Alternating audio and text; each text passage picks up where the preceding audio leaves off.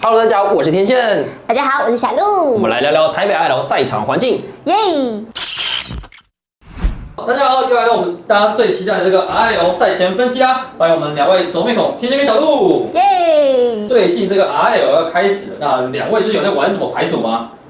感激放大，感激放大。就是现在感觉所有的雷属性套牌都会慢慢趋近于后宫打出这个感激放大。对，如果后宫没有打出去，现在很多牌型很难打。对，所以就偏特化一点。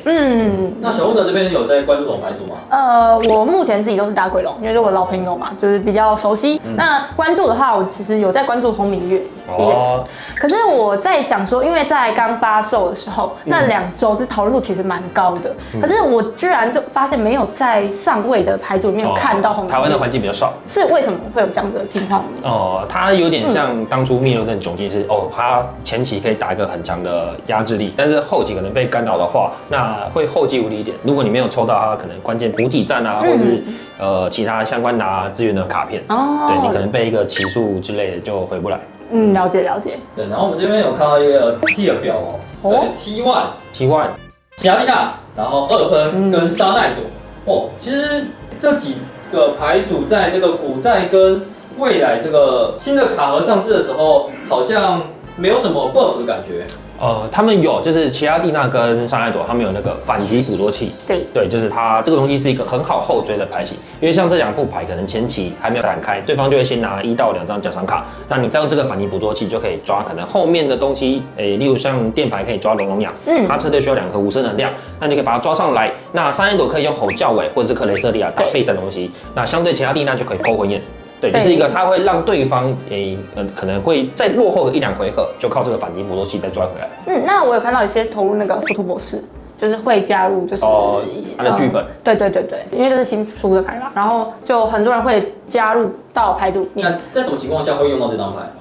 因为我记得它的效果是就是直接收回它。它应该是为了，因为像有时候我们沙奈朵填特性太多能量在同一只宝可梦身上。那如果你今天想换其他打手的话，能量以前会需要用崩塌竞技场来丢掉。那佛卢博士就是一个很好，我单纯拿宝可梦回来能量丢弃的一个方式。对，应该是多一个操作的一个对。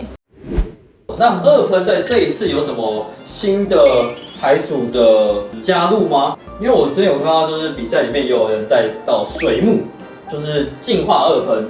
那在相较之前的大家说巴西喷或者是阿尔大鼻鸟喷，这几副在喷火是要怎么做抉择会比较好？现在因为那个四天王，就日本四天王把那个招式学习器演进这个喷火龙发扬光大之后，对很多喷火龙都逐渐改成这个形状了。那它会一组陆地水母是可能像古剑豹啊，或者是像空米那种会放到宝可补给站的，可以对它进行一个一定程度的封锁。对。但是现在可能古剑豹它为了应对这个关系，也把大尾狸放回来。对，所以现在有一部分的眼镜喷大部分都是把那个陆地水母给又拔掉的，就是我就求稳定就好。像现在不是有投入那个招式学习器？对，那这样就是可以降低对糖果的依赖度。就是对，然后它的糖果会可能只剩下2颗，然后如果有一些特殊牌型有翻到招式学习器衰退的话，也可以，就是比较好一个应对，就不用我还要再多花1个糖果，我只要下回再进化喷火就可以了。确实。那像奇亚蒂娜这个牌要怎么去打这个2喷会比较好？学到就是压下去。因为我还有看到有人会带那个也是招式学习器是衰退，对，那他是先点完之后再把它是衰退掉。那这个方式其实我自己实测下来好像不是那么的好用，没有到很好，它可能偏向放主 box 才会放。那一般奇亚蒂娜，它现在已经就像刚才讲的有那个捕捉器，就算你前面掉奖赏卡，你也可以用后面追，对。喷火龙换位大概就1到2张，可能移动神跟交替，其他都是用能量来撤退。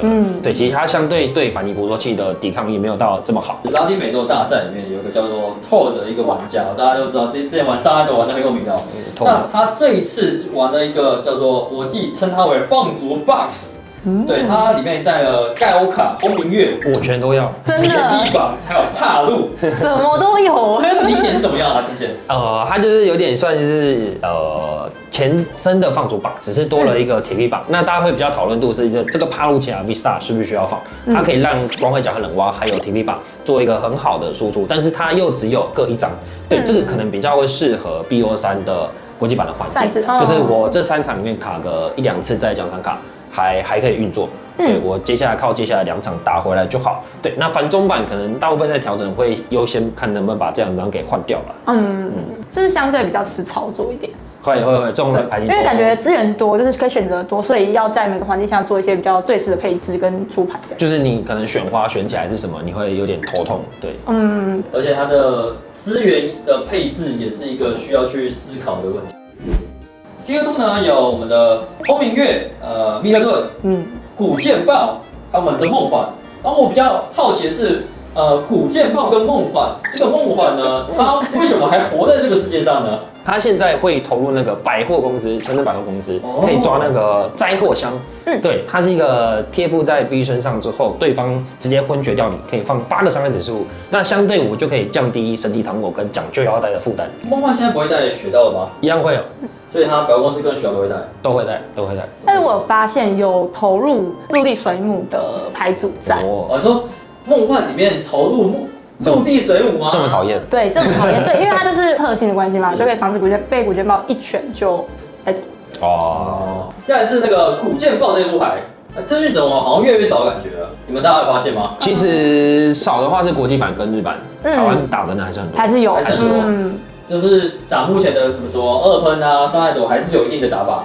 对，因为它一样可以用超级能量回收跟雷能量来做感激放大。是。现在古剑豹还有的情况下，奇亚利亚是要怎么打古剑豹？差不多啊，学到，学到，因为我就是学到杜鹃反击捕捉器，我3个一次做，看你怎么打。就是有反击捕捉器，所以让我这现在就是以前我杜鹃老大，我要哪一个？现在我反击捕捉器杜鹃一起用，没错，一起来，再压个学到你怎么打？我自己再打下来，我自己觉得那个落后的感觉。很不好，会让我很紧张。是还行啊，就心态稳定。就是你遇到古剑豹不要乱上去深渊探球，你那个装傻喷涂戳一下就好了。密特顿最近也是，他还能在这个赛场上有到我们这个 Tier 2的，是为什么？就像前面讲的，他会慢慢去特化这件事情。对，国际版其实蛮多，像那个 LAIC 他们少女组冠军，就是2颗双重涡轮能量，2只铁臂膀叶克斯。对，就是我可以很高距在后宫做出这件事情。那一般牌型遇到这样是比较难瞬间去打回来，除非你已经对这个对局练习很久了。所以很多人蛮讨厌铁臂膀，对，就看到感激放大就谢谢。头很痛。其实我觉得那个对于小玩牌来讲的话，它是一个不知道该怎么去解决它的一个怪。是有伤害朵会有一套打法，但就是也不是这么容易做到。其实我一开始在看轰鸣月这个牌的时候，也是觉得它好像蛮强，但是我不知道为什么，就是有时候打起来是后继无力。就像刚刚讲，就像刚刚前面讨论过的，后面是相对上位没有上去，就是他后期被干扰程度会很严重。但是那时候听说，就是他就搭配2只莫贝克嘛，那他就去做，他可以把能量往后传，所以你就感觉我好像很快就可以做出我要的这个排场嘛，对不对？然后可以去做攻击等等的。然后也是有人会搭配梦幻伊塔嘛，然后火焰鸟，或者是还有达克莱伊嘛。对，现在有些会极端一点，放那个光辉甲和冷蛙，它也会放水能。对，它就是奥林博士7波下去，然后能转给他，然后手贴让他尽可能2次能量转移，直接打出那个月光手里剑。那我记得还是有在那个国际版的那个现代版有遇到，就是带类目的，对，你们有遇到过吗？我是没有，也是可以，就是它一样同一个方式啊，它可以做冷蛙，或者是有些你看到猎目，可能它有放感激放大。确实，他会蛮极端的去做出。你看到的表应该是有猎目，可能就有感激放大。确实。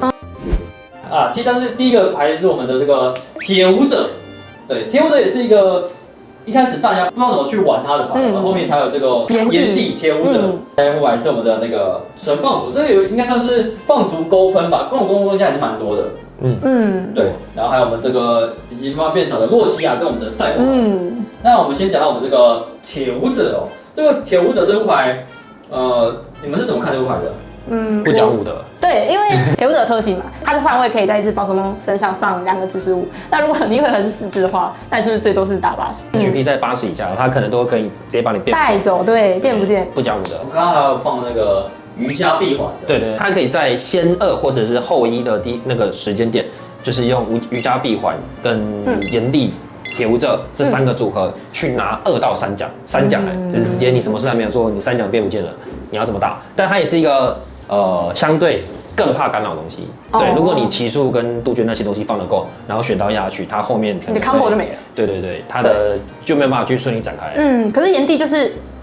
配它是蛮好，是因为很好做啊，就是一火一舞嘛。对，就是你看，如果有人会放，大家应该都会放那个龙源场，对吧？它就是贴一颗火，然后你手再贴一颗，对，这样子就可以打。对，而且它换位很多，不怕会有换不上去问题。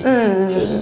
所以就是不讲武德。下一个是我们这个勾喷的，其实勾喷我有看另外一个版本是它放了轰鸣乐，不知道你们有看到这个版本？现在很多放主，如果他对自己的操牌空间有兴趣，他有自信，他都会放4张2能跟1张轰鸣乐。对，就他多了一个我打什么都可以直接变2奖的方式。对，但既然他有一定的实力，他为什么会在 T3呢？因为他放逐就是一个相对你选起来没有办法这么顺利的东西。对，那它稳定度又没有其他蒂娜纯的其他蒂娜比 star 高的话，相对就是慢慢往下。了解，不然其实我自己蛮想试这副牌的。然后现在是我们的这个洛奇亚跟赛弗朗，他们是发生什么事情呢？洛奇亚肯定是因为那个伤害多的后脚位，对，因为他可以直接打你备战，对，打备战填完打160，没错。你说后脚尾是往那个始祖大鸟那边打吗？对，很难受吧？是，对啊。那这个赛弗朗呢？赛弗朗他也很吃血道。它本身跟梦幻有点像，但它没有办法像梦幻一样做到放水吸尘器吸掉血道，自己压自己放。对，它太高自己的那个抽率了。那假设像这个赛场上就血道慢慢变少的这个情况下，它有办法生存吗？等看有没有一个比较优秀、不用进化的1张奖赏卡的输出手吧。现在大部分可能都是放巨前螳螂或是幽尾玄羽，对他们要进化，可能你进牌不顺的话就没有办法输出。确实。还有副牌是我自己在这个也是拉丁美洲的赛场上看到，它其实这个数量不是很少，但是它就是最后拿到冠军是我们这个挡道卡比兽。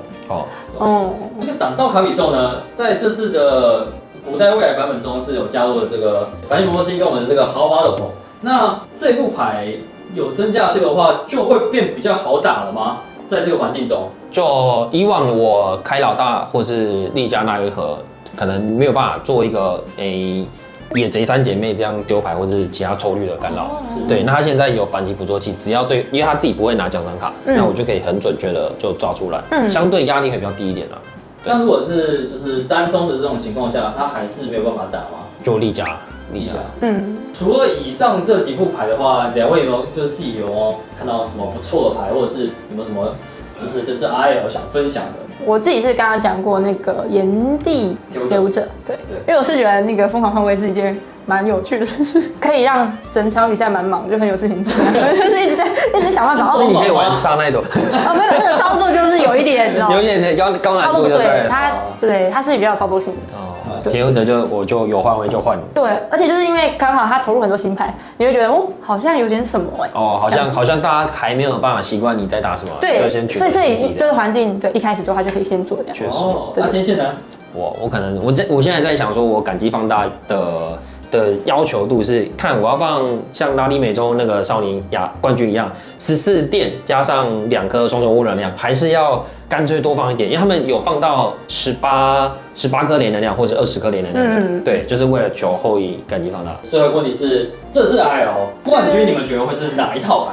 不是因为稳定度还是奇拉蒂娜跟沙奈多啦。对啊，但是因为大家都有投入新牌，因为这是新的牌组进去，那都有稍微的有一些不一样的操作空间，所以我觉得或许有别种结果。谁上去都不意外。对，但是比较高几率上去的，我觉得还是沙奈跟奇拉蒂娜。对。好，以上就是这影片，也欢迎大家就是可以来预测一下我们这次的冠军会是怎样的牌组，也欢迎大家留言在下面的留言区。那也谢谢这次的天线跟我们的小鹿，那也欢迎大家可以追随一下我们天线的 YouTube 跟小鹿的 YouTube，我们在这个下面会有。以上就是今天的影片，那我们下次再见，拜拜。